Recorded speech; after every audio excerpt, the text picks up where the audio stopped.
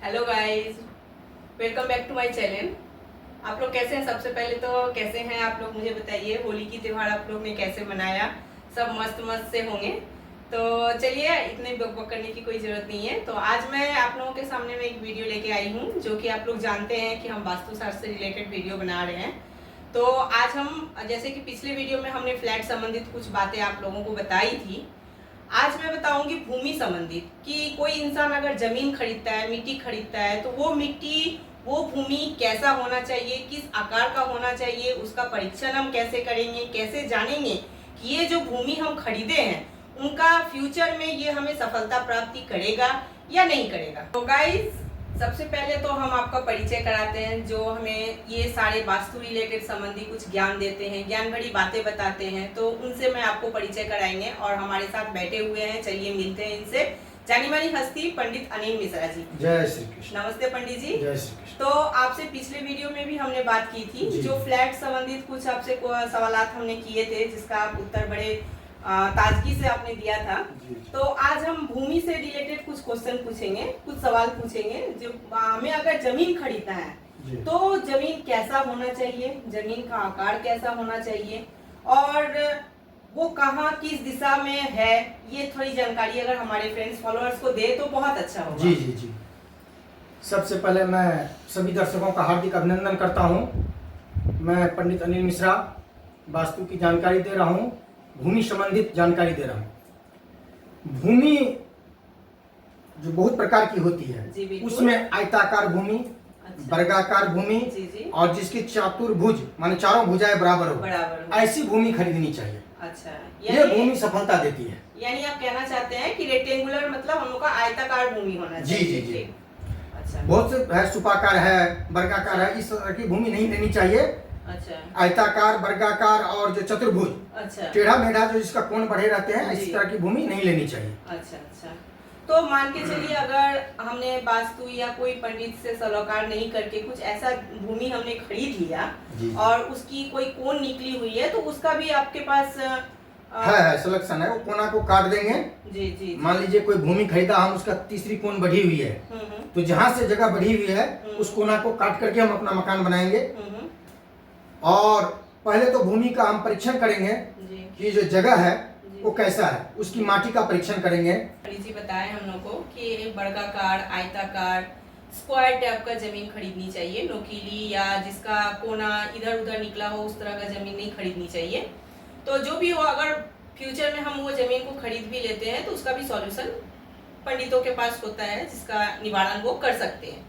तो अभी हम इनसे दूसरा क्वेश्चन पूछेंगे। पंडित जी, हमें ये बताइए, जो माटी हम खरीदे हैं वो माटी हमें कैसे पता लगेगा कि ये अच्छा है या बुरा है? देखिए, माटी का परीक्षण इस हिसाब से करना है कि एक होता है कृष्ण वर्ण माटी, बिल्कुल, यानी काली माटी। अच्छा। और दूसरा होता है कर्पूर वर्ण माटी, अच्छा। जिसको हम लोग सफेद माटी बोलते हैं। अच्छा। जैसे शिव पार्थिव का पूजन हम लोग करते हैं, अच्छा। उसमें कर्पूर माटी की मूर्ति बनती है। या कुम्हार के पास जो माटी होता है, देखते हैं ना, सफेद कलर की, जी चिकनी माटी होता है, वो माटी जमीन में रहे तो समझिए जमीन बढ़िया है। जी बिल्कुल। तो गाइस, इनसे हमने पूछा कि जमीन कैसा होना चाहिए, उसके बाद मिट्टी के बारे में जान गया, जमीन कैसा होना चाहिए उसके बारे में हमने जान लिए। अब हम इनसे पूछेंगे कि इनका परीक्षण हम कैसे करेंगे। जो जमीन हमने खरीदी है पंडित जी, उसके अंदर में हम उसका परीक्षण कैसे करेंगे कि आने वाले फ्यूचर में, भविष्य में ये हमें सफलता प्राप्त करेगी या नहीं करेगी, ये जमीन पे हम सफल हो सकते हैं या नहीं हो सकते हैं। जमीन का परीक्षण 2-3 प्रकार का होता है। जी बिल्कुल। ऐसा होता है कि जैसे हम जमीन पर गए और जमीन पे जाने के बाद जमीन का जो बीच का स्थान होता है, जिसे हम ब्रह्म स्थान कहते हैं, वहाँ पे एक 1.25 हाथ लंबा, 1.25 हाथ चौड़ा माने चौकोर, जैसे हवन कुंड बनाते हैं, उस तरह से हमें गड्ढा करेंगे। अच्छा।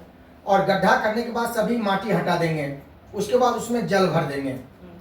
जल भरने के बाद 24 घंटा के बाद फिर हम दोबारा जल को देखेंगे कि उसमें से जल कितना भरा हुआ है और कितना खाली है।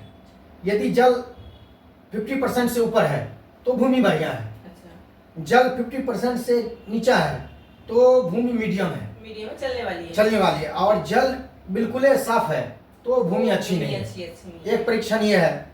और दूसरा परीक्षण क्या है कि जैसे मिट्टी हम निकाले, गड्ढा बनाए, दोबारा वही मिट्टी को फिर उस गड्ढा में डाल देंगे। यदि मिट्टी बच गया तो भूमि बहुत सुंदर है, भूमि के अंदर मिट्टी बराबर हो गया तो भूमि ठीक ठाक है। अब मिट्टी कम गया तो भूमि सही नहीं है। और तीसरा परीक्षण का नियम क्या है, जैसे हम गड्ढा किए, उस गड्ढा में एक दीपक जला करके दे दिए।